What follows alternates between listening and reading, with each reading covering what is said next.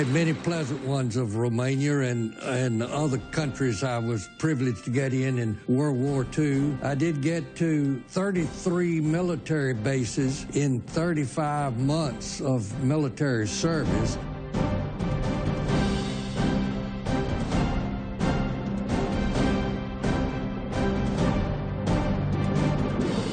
My position on the B-17 bomber was tail gunner and chief armorer for the crew. I had responsibility under the bombardier to see that all the bombs were loaded. Looking to each page of your memory like a movie, you are sometimes stopping and asking yourself, it's real, it's true? You have the same feeling now looking after 70 years back? In a way, yes, because these memories have never gone completely away. I wish they had.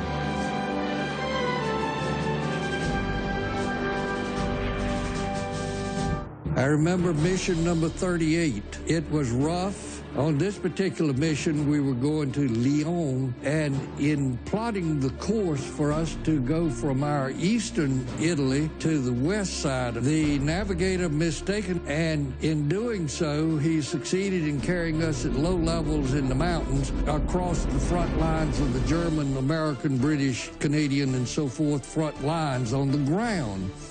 Therefore, we became like sitting ducks, and they shot up every airplane in my entire squadron. Everyone went down. Many were killed. Many were with Purple Hearts. My crew got badly damaged. We flew out over the Tyrrhenian Sea and there dropped the bombs and then looked for a landing place near the shore, finding it just north of Naples in the Alfa Romeo automobile factory.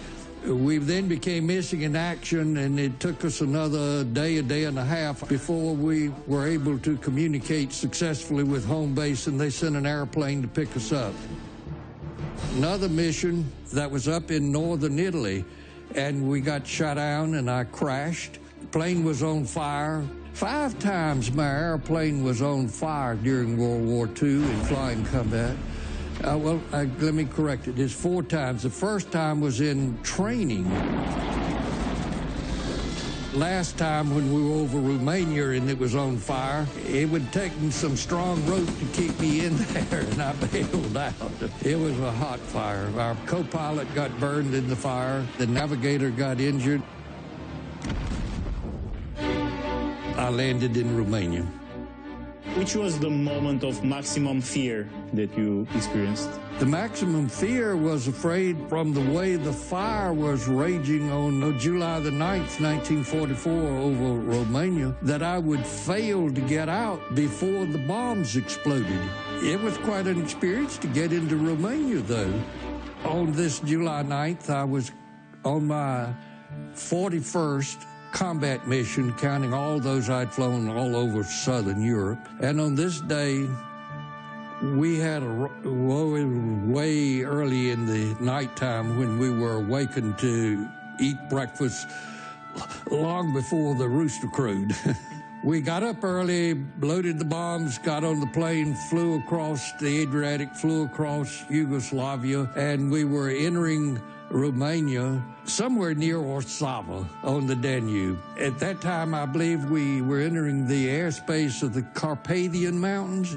There, I bailed out where the plane was desperately on fire. As I got closer and closer to the treetops, I remember a strong downdraft wind, and it blew me with great force into where my canopy of my parachute caught the treetops. I swung at an angle like this, and when I was parallel with the ground, then I could hear the tops of the trees collapsing, and I just fell like a ton of brick, and I hit the ground over what I then discovered was a dead lodgepole type log, big log. And there I lay on the ground crying, hollering, bellowing, because it felt like my back was broken. I knew where the Danube River was. I knew it was a mountainous area. But I found I couldn't walk. I couldn't stand up because my legs had just, the pain was more than I could bear to try to stand up. Point of time, there came a woodcutter through the mountains, and he was as scared to find me as I was scared to find him. He carried me to a lean-to in the mountains by a little stream, carried me in the sense that he provided his body for me to crawl up on and hold on to and get to where he slept. And there I found another Romanian, the two buddies. They fed me their evening meal, the only meal I'd had since way there, 4 or 5 o'clock a.m. By midnight, we were walking towards, I thought, the Danube River. But anyhow, the trail kept going up and up and up and up. And pretty soon there was a circle of lights around me, and there was a bayonet and a rifle in front of each beam of light. And I was caught. That's when I became a POW to that circle of soldiers. When you were circled by the Romanian soldiers, all right, what happened with them, with the two guys? All right. I wish I knew. To this day, I've never known what happened to them. I hope they were treated nicely. I was then marched further up the hill into Beali Herculani. Beautiful place, but I didn't stay there long enough to enjoy it. They got me to the little square and a water fountain there, and there they stopped momentarily, and there I stood on the public spectacle.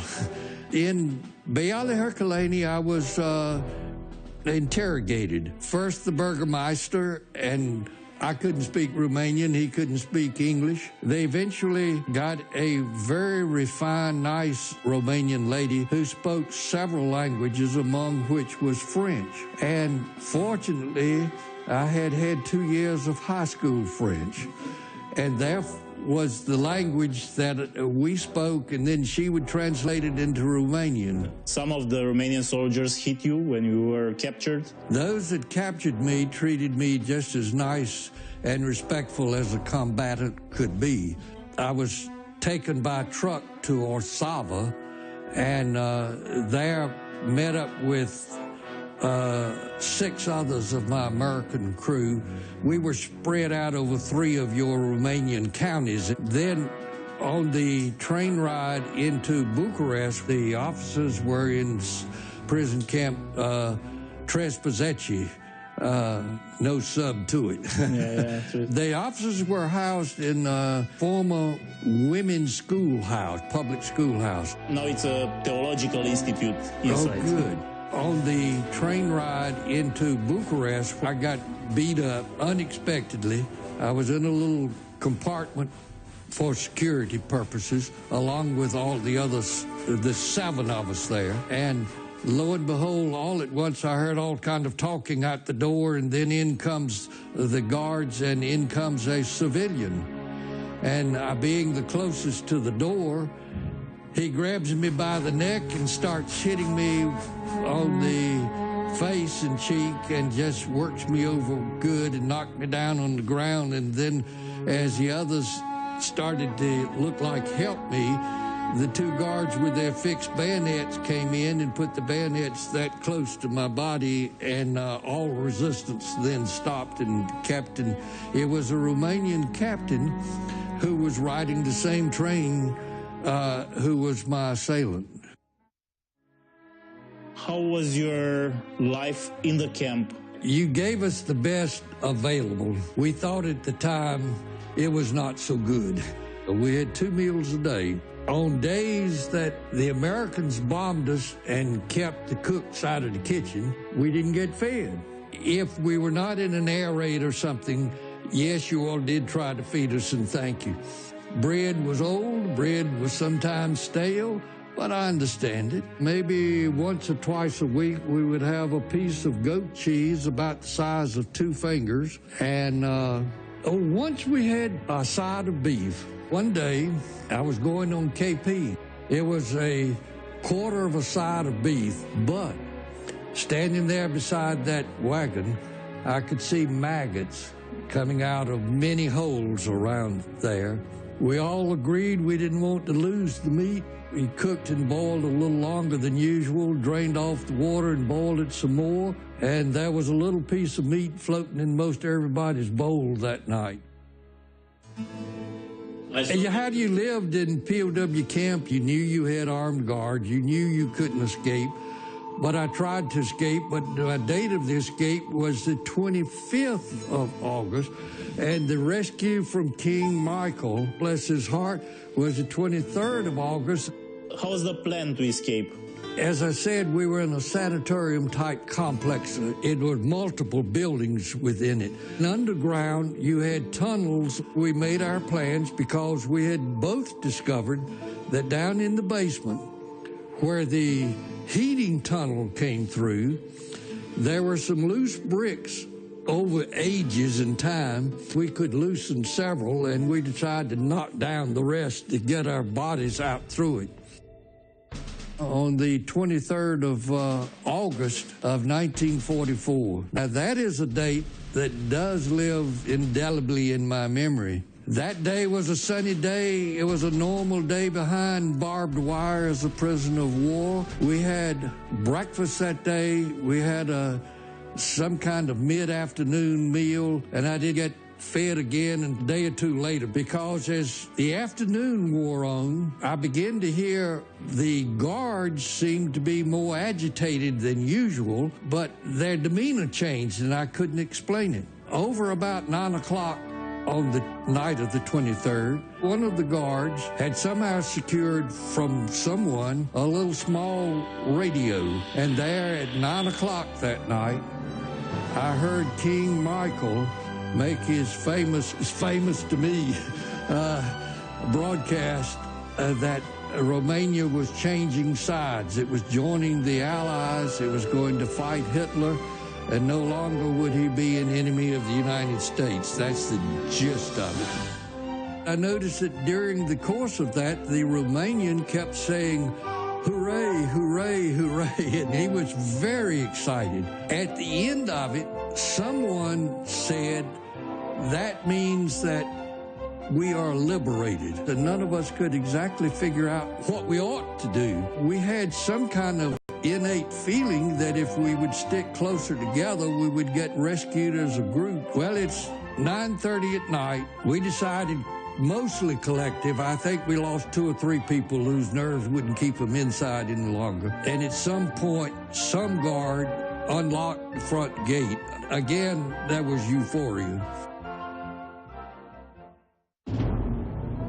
But that next morning, before daybreak, we were awakened by the old customary air raid siren that somebody's going to be bombing you. We soon learned it was the Germans coming over, bombing Bucharest and bombing King's Palace because he had switched sides. A bomb was falling that I said, well, it's going to hit me. It's getting louder and louder. It's going to hit the top of my head. This is it. At that point, I was in a one-man foxhole where the guards had been just hours earlier. And in that foxhole, I jumped in. Doug Morrell from California jumped in, and we had come out of the building together. And unbeknown, the other 2 others had followed, and they came and jumped in, even though we told them the hole was already filled up. We had 4 bodies in that one hole. I dove into his trench, and here comes the judge in behind. And there's only room for 1 in there. We had 3 of us in there. Oh, gosh. He tells that story every time we have a convention. And the bombs did fall. That bomb that I thought was going to hit me fell 10 feet from me. And there, it just blew more debris over us. We heard another explosion. That bomb had hit the maternity ward of the sanatorium complex, which was just close at the back of this room to the barbed wire. And they had maternity patients in it, of civilians, and the bomb hit them. They were destroyed. The building was destroyed. Nobody survived. I also almost got killed getting from the POW camp to the civilian air raid shelter, which was only 2 blocks away.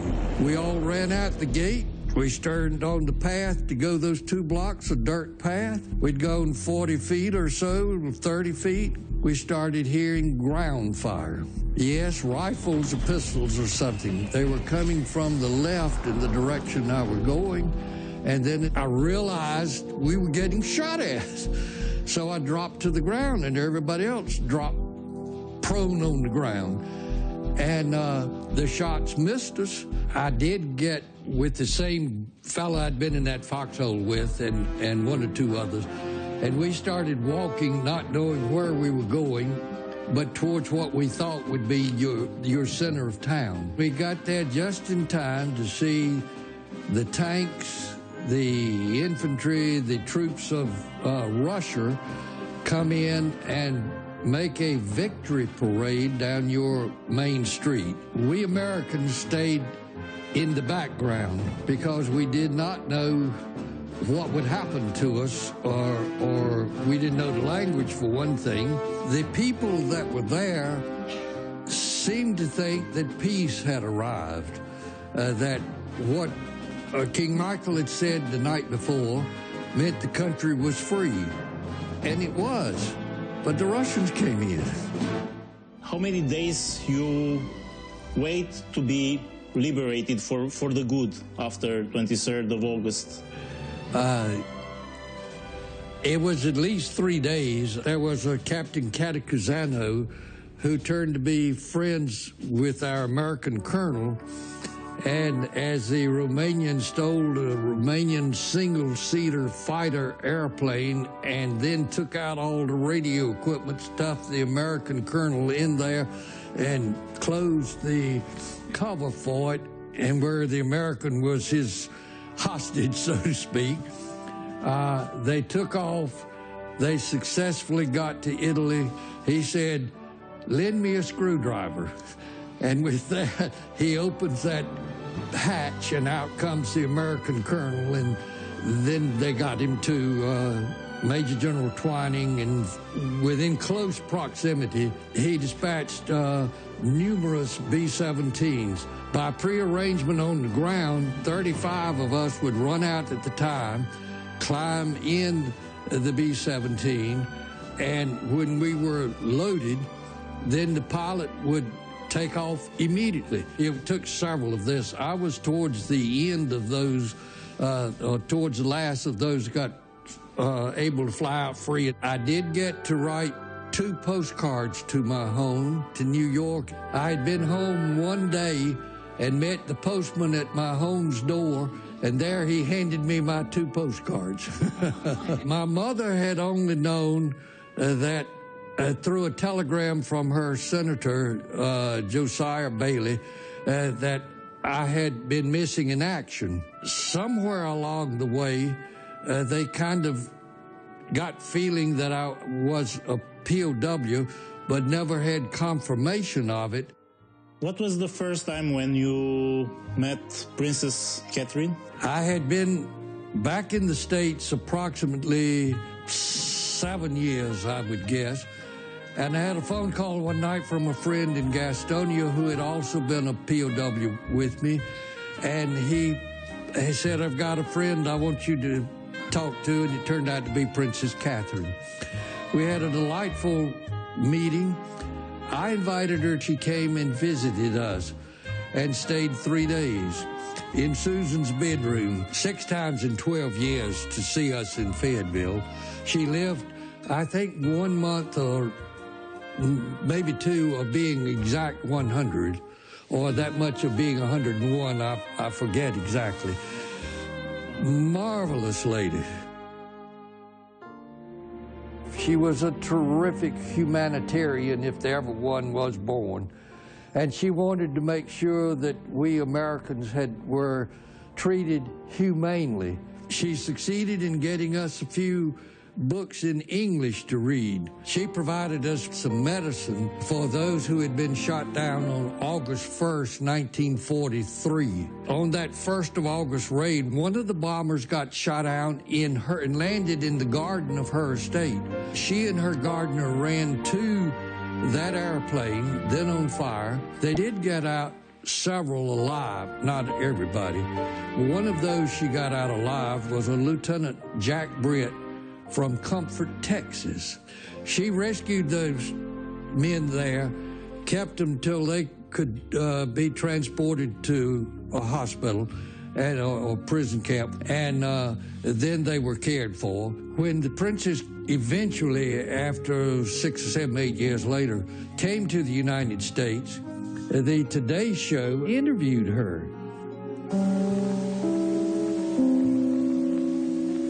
During the course of the interview, they pulled the curtain back and out steps Jack Britt, and they had a tearful reunion, and both live happily ever after. Later, the princess lived with them for 35 years until after the communists were expelled from Romania, and then she was eventually invited home. The government gave her back only one room out of her 12-room mansion was hers in Bucharest. The princess went to live in a 2-room apartment in her mother's orphanage, it was been. Her mother had built with her own money an orphanage in downtown Bucharest. It still stands, but it's not operational. And when we hold our last POW reunion, we're going to give any funds left in our organization to another orphanage. All of my children had been on me to talk about my experiences from day one of their growing up and aware that I was a POW. And I declined. Once you've been there, they reawaken a slumbering giant that remains with you if you have battle scars of combat that you'd rather not revisit. And I'd rather not revisit them. There is nothing romantic. Everybody ought to understand that World War II was necessary from the point of view of defeating Hitler, because I do not think anyone in America or many of the other countries in the world wanted his type of life for the rest of their lives. And so I think by the Allies winning the war, we did succeed in preserving our liberty and freedom, and I was happy to fight for it.